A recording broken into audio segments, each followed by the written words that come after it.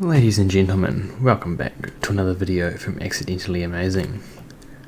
Today I want to talk about North Korea, as tensions on the Korean peninsula are pretty high right now. The chances of something small getting blown out of proportion and leading to a full-scale war are increasing by the day. We only need to look at World War I to see how something small, like the death of one person, can cause a chain of events that lead to the whole world being embroiled in conflict. Bearing this in mind, whatever President Trump decides to do in response to North Korea's latest missile test, he needs to be prepared to back it up. If not, we are likely to see a similar scenario to what happened when Obama did nothing when the Syrian President Bashar al-Assad used chemical weapons in 2013, after Obama had specifically said it was a red line for the United States.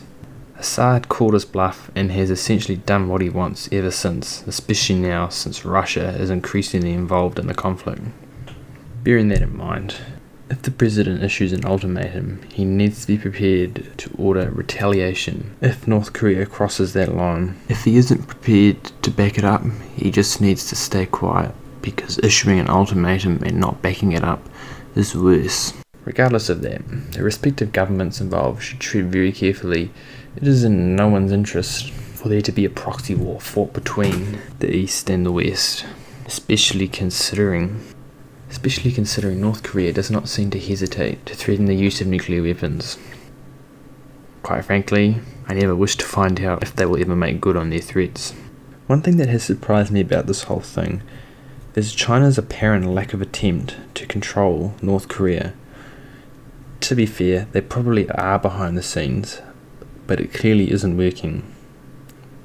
It's not in their interest for North Korea to act increasingly aggressive and act like it's about to start a war and give the United States a legitimate reason to expand their military presence in the region, whether this is directly through troops or indirectly through the sale of missile defense systems to Japan and South Korea. That's all I have today.